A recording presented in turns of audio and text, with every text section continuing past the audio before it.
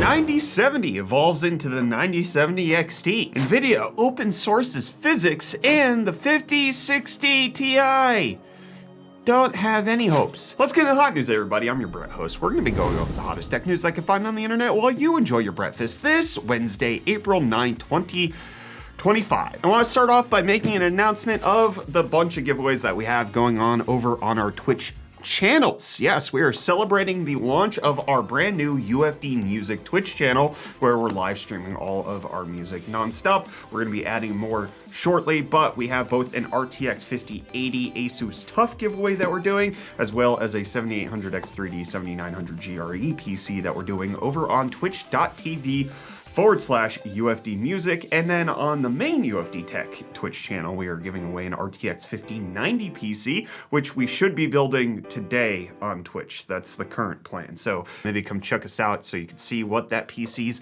gonna look like. But we haven't really given any AMD PCs away recently with the RX 9000 series, but that might change, especially because I'm gonna need them for testing with the 9070. People are finding out that if you just flash a BIOS to it of the 9070 XT, you get better performance. This was being found by the member of a PC games hardware community where they were able to successfully do this on their GPU, allowing it to get unlocked to very close to 9070 XT level performance. And then after undervolting and overclocking, they were able to get it past just stock 9070 XT performance. This is not without issues. They said that the ultra low power states are not working, so when it's running at idle, it tends to freeze. But one of the things that I haven't found in the mentions of these articles, because we wanted to test it out for ourselves. We have a 9070 that we showed in our review of the 9070 XT video that launched over the weekend, which you can check out right up there. But we've been looking, how do you flash the BIOS on a 9070? Turns out it's actually not simple. You can't just use AMD's ATI flasher that you could previously. That hasn't been updated since 2023. Doesn't work past RDNA 3 as far as we're aware. And according to all the details that we saw, it appears like you need to hardware modify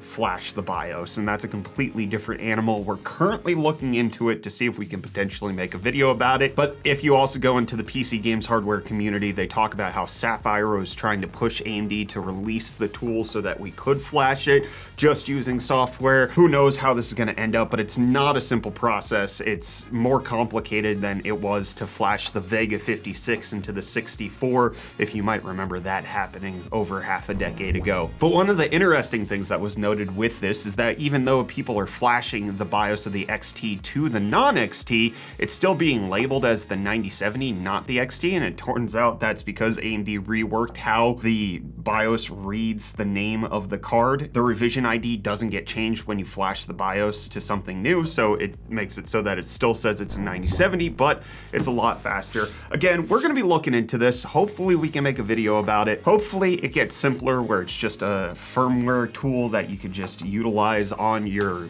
PC, and it's not something that requires a little bit more treachery and a physical piece of hardware to do. But I can tell you that a physical piece of hardware that I can't do without is my bed. Man, I had to travel to stay in the hospital with my son, and I miss my bed, and thankfully they're today's video sponsor. Just about 2 weeks ago, I got back from a trip to South Africa, and while I loved my time there, seeing all my South African team members and showing my American team members what it's like to be in a different hemisphere, I miss my bed. More specifically, my mattress from today's sponsor, Helix Sleep. Now that we're back and spring is on the way, that means it's time for spring clean. Keeping my bedroom clean and comfortable is something that helps me sleep so much better. And if you're also cleaning up your room, you might want to know that a 7-year-old mattress can contain more than 16 million colony-forming units of bacteria per square inch. It's pretty gross. Keeping your sleep fresh starts with a fresh mattress, and I know exactly where you can get one. Helix makes upgrading your mattress super simple, starting with their Helix Sleep Quiz. You can be paired with your perfect mattress based on your body type and sleep preferences. Once you've got your mattress picked from their lineup of over 20 unique mattresses, your order arrives at your door, boxed up and ready to unroll. Now you're ready to get the best sleep of your life. And I actually mean that. In a Whisper sleep study, Helix measured participants' sleep performance after switching from an old mattress to a Helix mattress, and they found that on average, participants achieved 25 more minutes of deep sleep and 39 more minutes of overall sleep per per night, with 82% seeing an increase in their deep sleep cycle. Personally, I've been on a Helix mattress for several years, ever since we moved here to PA. At this point, I really can't imagine sleeping on anything else, especially whatever wooden pallet disguised as a mattress I was sleeping on during my recent South African stay. What I really could have used down there was one of Helix's brand new Helix mattress toppers. These are a great alternative for people looking to get much better sleep while still on their current mattress. Helix was kind enough to send one out to my employee Michael, who picked the premium memory foam mattress topper because he has lower back issues, while his hairdresser fiance struggles with shoulder pain. If you're looking to upgrade your mattress with Helix, there's no better time than right now. From April 1st to 30th, the spring savings event is live, meaning 20% off site-wide. Upgrade your sleep today by going to helixsleep.com/UFD Tech or by clicking the link in the description. Big thanks to Helix Sleep for sponsoring today's video. Well, I can't rest easy on my Helix Sleep mattress knowing what AMD's doing with their naming scheme. Their nomenclature has just become ruined with marketing garbage, and that is exactly what's happening with their handheld chips. We're supposed to be getting the Z2 Extreme sometime soon, but it turns out that we're also going to be getting a Ryzen AI Z2 Extreme because they're going to have an NPU in it, and you're going to have AI acceleration, even though the 16 compute unit GPU that would be in the Z2 Extreme would be better at AI than whatever 50 top NPU they put in it. I don't get it. It's just pure marketing. Your GPU's faster at AI than your NPU's going to be. It's barely more efficient than using your GPU. It's a very strange situation. And what's also a strange situation is that if you buy an RTX 5090, it can run certain games slower than the RTX 4090, especially if they use 32-bit physics. A lot of people were upset about this, that Nvidia dropped support for all of this. However, now it turns out there's good things for the community that are resulting because of this. They're gonna be open sourcing physics and flow, making it so that people can develop their own compatibility layer in case it matters that much to them that they want to run Batman Arkham Asylum on their RTX 5090. The reason they stated that they dropped 32-bit CUDA support for their RTX 50 series GPUs was just the development effort that it took in order for them to support legacy things that people were barely using. And now, in case you want it, it's up to the community, gets it off their hands, and it's open source that way. And what's supposed to be an open sourced hardware solution framework is actually closing down their orders of certain versions of their laptops due to the tariffs that got announced by the US government last week, with Framework saying that they will make a loss at the 10% tariffs that they're seeing on certain laptops that they have. And so they have to pause these sales. They're not going to go on sale right now, and they're going to have to rework what the pricing is going to be because they're not certain that it's going to work out for their company. They're not the only company doing that. In between Friday's episode of Hot News and now, Nintendo paused their pre-orders of the Nintendo Switch 2 because the tariffs are likely going to adjust the price. I made a short about this, but I pre-ordered the Switch 2 in South Africa because they opened those up on April 4th instead of April 9th, which is when the pre-orders were supposed to go live here in the States. I ended up paying effectively $723 for the Switch 2, which I know sounds like a lot of money because it absolutely is, but it's just the nature of reality of tech products in South Africa. Back when I started the channel trying to buy a GTX 1080 Ti, they launched for $700 here in the US. They launched for $1,000 in South Africa. Things were just always more expensive, and so that's the way the cookie crumbles. But with tariffs and all of that changing, let's see if Reece can save you some money on certain tech products. Yo, welcome back to UFD Deals, bringing the hottest tech deals out on the internet. Happy Wednesday, everyone. Hope you guys had a good day. And hey, there's some deals for you. Starting off, we have the TP-Link Lightwave 5-port unmanaged gigabit Ethernet switch, which you can pick up for only $9.99, making it $7 off. I'm always astonished at how popular these are. You guys snap them up every single time. But then next up, we have the SteelSeries Apex Pro Mini wireless gaming keyboard for only $99.99, making it $50 off. And then lastly, we have an open box Gigabyte Radeon RX 9070 gaming OC, which you can pick up for only $535.99, making it $134 off. What didn't work for someone could work for you, and hey, grab the discount while you can. And with that, the deals are done. You can find these and more linked in the video description down below. But until next time, I'm gonna hand you off back to Brad for the rest of your hot news. Cheers. Well, Reece, I'm gonna waste all the money you just saved me by giving it to Amazon and allowing them to buy stuff for me on my behalf. I'm really not gonna do that, but they're announcing a new program called Buy For Me, where they use an agent AI that will purchase stuff not from Amazon, but third-party sites that don't have the thing that you're looking for on Amazon. So Amazon will make the purchase and give all of your details to the AI encrypted, allegedly, and according to reports, at least what Amazon's saying, they're not getting paid for this, and it's an experimental feature, but they're just trying to keep you within the app. It's very similar to what TikTok Shop is or YouTube Shopping. They're trying to make sure that you're stuck here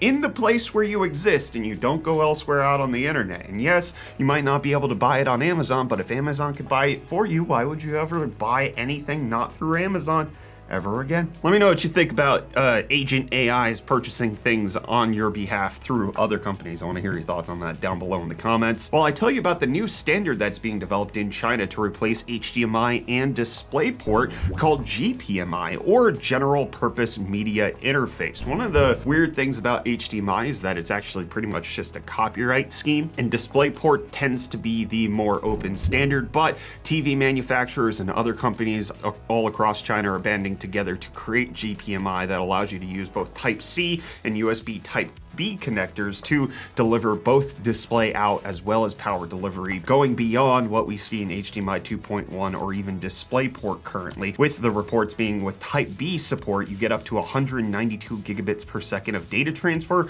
and 480 watts of total power delivery. So that's over double DisplayPort 2.1 and exactly quadruple what you get with HDMI 2.1. Now, if you use GPMI Type-C connectors, you're only going to get 96 gigabits per second, which is double what HDMI does and slightly more than DisplayPort, but you also get up to 240 watts of power delivery. Again, a whole bunch of companies are working on this standard together. This could potentially become a worldwide standard moving forward, or it could just be exclusive over to China, depending on how things play out, but a new standard connector is looking to be developed. And there's nothing new developing in the situation when it comes to TikTok being banned in the United States. I reminded you last week that it was allegedly supposed to be banned this past Saturday. That didn't happen because President Trump extended the deadline, especially with ByteDance saying, hey, because of the new tariffs he implemented, we kind of have to negotiate a little bit more. So there's 75 additional days for TikTok to do this, which means it's going to be sometime in June that ByteDance has to divest their ownership of the company to a US-based operation, or it just indefinitely keeps getting delayed like it is right now. And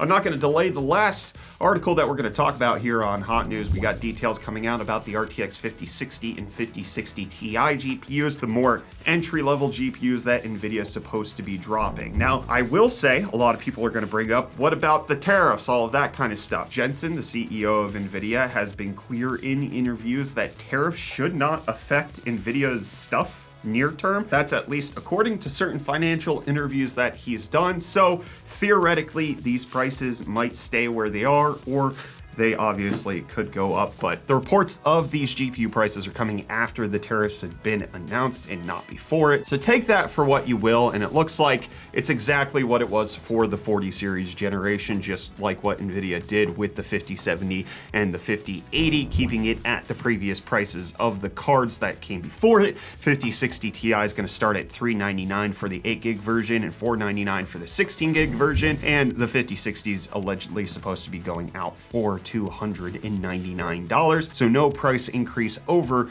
the 4060 that's currently out on the market. But with that, we do have our first benchmark of the RTX 5060 Ti, and it turns out for $0 a price increase, you also get very, very little performance gain. Now, it's not none, and also this is just with the GPU stress test program FurMark, which gives you a benchmark score at the very end. And what we see is that the GPU score of the 5060 Ti is only about 5% better than the 4060 Ti, making it equivalent with something like the RTX 2080 Ti. So it's not actually going up all of that much. Now, FurMark can vary between gaming performance and synthetic performance, but what we do see here is that the 5060 Ti peaked at 69 degrees Celsius and drew only 180 watts under load, so it seems to be a fairly efficient GPU. However, one of the things that we're seeing is it's not that much upgraded when it comes to GPU CUDA cores or anything else. The only main thing that's being increased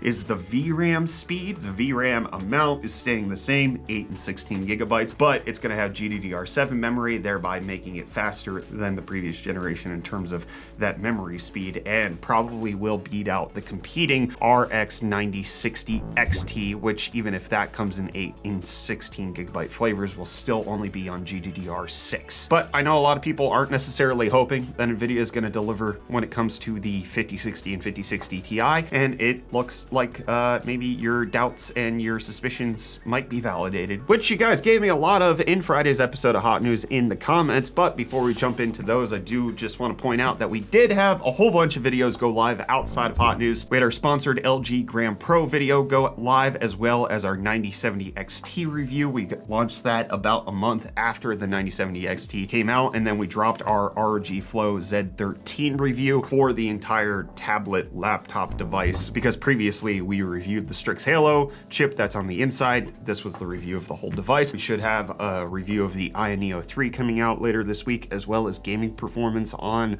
the Mac Studios with the M3 Ultra and the M4 Max chip. So stay tuned for all of that. Get subscribed. Again, also check out our Twitch channels for the PC giveaways that we've got going on. But let's see what you guys got going on, with a lot of people just saying that they don't like the price of the Switch 2 or the games, and that they're not going to buy them, which is a fair and appropriate response. If you don't like the price, don't pay it, and we'll see where we end up afterwards. And then we got Fuzzy D saying, I was all primed to buy a 5090, but after the smoke settled, I wound up with a refurbished 3090 with a warranty. Saved enough to buy a new recliner couch. I dodged a bullet. I think I'm done buying new release GPUs. That's a very valid strategy. I mean, if you're not trying to keep up with the latest games, trying to play them at the highest resolution and the highest frame rates, buying multi-generations behind is totally a sensible financial strategy. Now, not always, right? Like, you know, there was the situation that happened in 2020 and 2021 where the 20 series and the 10 series went through the roof because you had the coincidence of mining, as well as all of the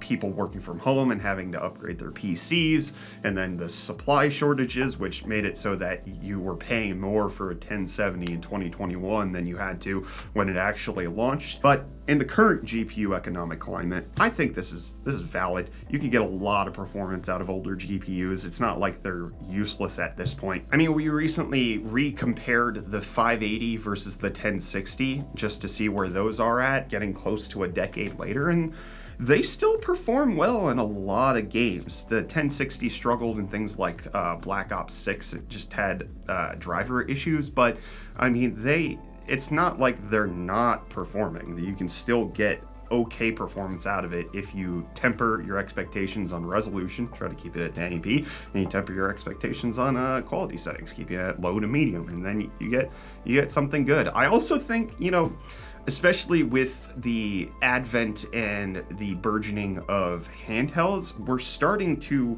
potentially see a different cycle where game developers are having to prioritize more of the low end, which theoretically might be one of the things that's going to give older GPUs longer life, because as long as a game developer has to prioritize the Steam Deck 2 because it's going to sell millions of units, that's not going to beat an entry-level card from this generation or probably even the last generation. So in order for them to get, you know, the Steam Deck verified logo, they're going to have to make it so that their games run on lesser hardware, which could be a boon to everybody who doesn't want to spend these prices. But also, Fuzzy D, you said you saved enough to buy a new recliner couch. Did you buy the new recliner couch? Are you reclining? I need to know.